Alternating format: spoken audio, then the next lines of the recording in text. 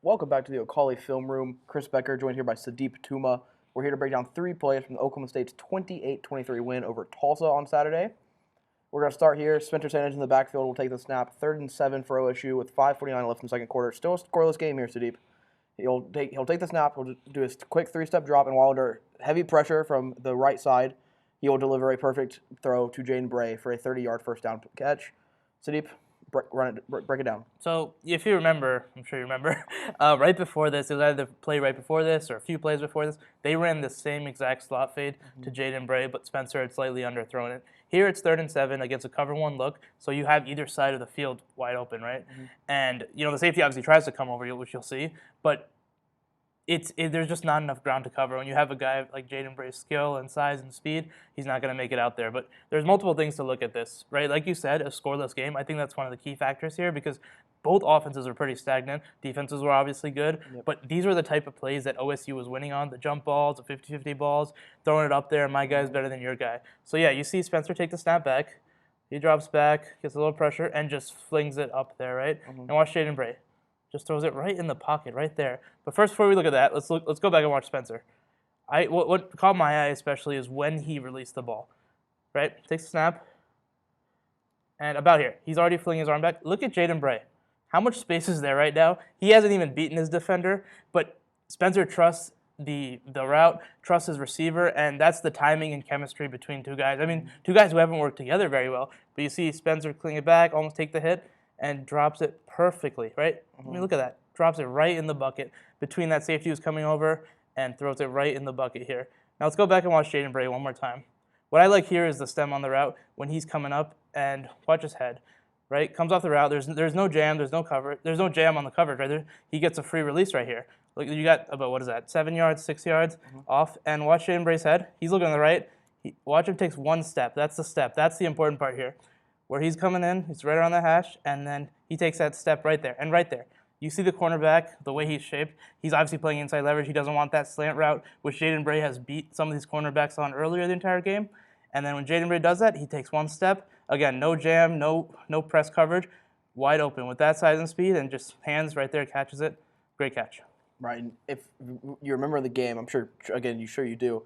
This is the same play that they also got a roughing the passer penalty on, and it was reviewed for targeting even. Right. So they got 15 yards added onto this, which is even more important because you get 30 yards plus 15, about 45-yard gain, and you're set up perfectly for some scores. Yeah, no doubt. It was impressive. And, Jaden Bray obviously had a great game, but he showed out on these sorts of plays, and I think it really helped OSU a bunch. Right. And something else we saw was Brennan Presley going in motion across the line. It's something that OSU saw utilized quite a bit. He didn't have that good of a game statistically, like catching the ball wise, but they use him in motion, and that kind of drew more defenders to that side of the field. Right, exactly. Because if you're that safety, if you're that backline, you just have to pay attention to that. Because if a guy like Brennan Presley is coming over, he's always liable to take a jet sweep or just get the ball in space and beat his guy one-on-one. So yeah, those are things defense definitely has to watch. Yeah, going on to play 2 here. 11:46 left in the fourth quarter now.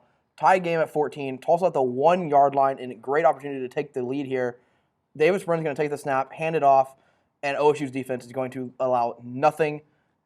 It'll be a goal line. It'll be a 4th down and goal opportunity for Tulsa in the next play. And this is such a critical drive when you take the context. If I have my math right, I think OSU had gone up 14-7 before this drive, and the drive before this one, when Tulsa had the ball, they went and scored. So the momentum was starting to shift a little bit, and they had driven down on, I don't know how many plays this drive was. It was close to 10 probably, or above 10, and OSU's defense was getting pushed around when Tulsa kept going up tempo. And here it looks like, what is this, 1 yard away? They look like they're primed to score right there. But this is a great job, and you see great defenses. This is what I keep talking about week after week. Great defenses, great players, great talent isn't just great because they're great. It's because they make timely plays, and they make them when needed. Right here, something to squeeze that momentum, stop them, hold them to a field goal. So you're going to see, obviously, multiple guys get through. First off, watch, I believe that's Trey Sterling, get right through and shoot his gap. Yep.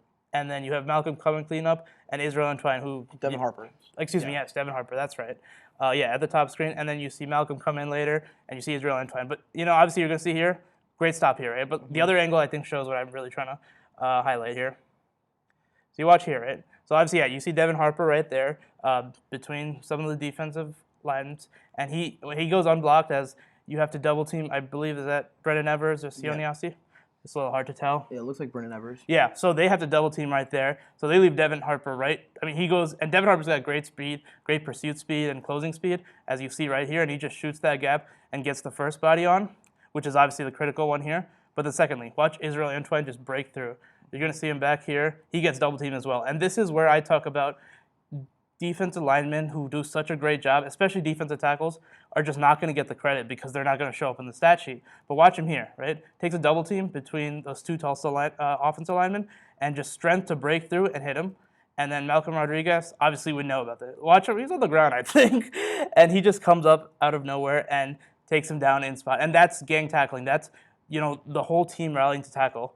And that's how you play football, and that's how you win on defense. Yeah, I don't have much to say. You kind of said everything, but it's a shocker that Malcolm Rodriguez is in on a play on the goal line. This guy's everywhere for the Cowboys. Moving on to the third play now. 6:03 left in the fourth quarter. Critical time in the game. Still only a 4-point game. OSU leads. 2nd and 5 here for the Cowboys. Spencer Sanders is going to look to the top of the screen for a little bubble screen. Mm-hmm. It's not going to be there. He'll take off, and he'll run for, I think, 37 yards. He'll end up fumbling, but the Cowboys will catch a break, and they'll be set up well inside the 10-yard line. Yeah, and there's so many things to highlight on this. It's a busted RPO. It's supposed to be an RPO where you either hand it off or you pass it on that screen. The screen gets blown up when Austin Gerard cannot hold a block out there, so you're going to see that thing first, right? You look, he takes a snap, and then right there, watch Gerard at the top of the screen. He's not able to sustain that block, and that would have been a terrible play, right? But that's why Spencer impressed me for 3 reasons. 1, he didn't throw the pass when that was the read right there. 2, he didn't fold under pressure because he doesn't know what to do after he doesn't hand it off, he doesn't pass it. And 3, the athleticism and playmaking ability to just break out just like that. And you watch it, right? That's what it is, because you see the linemen, they're out there run blocking over there. And honestly, 4th thing, the fact that he found a hole so quickly and just knew exactly where to run.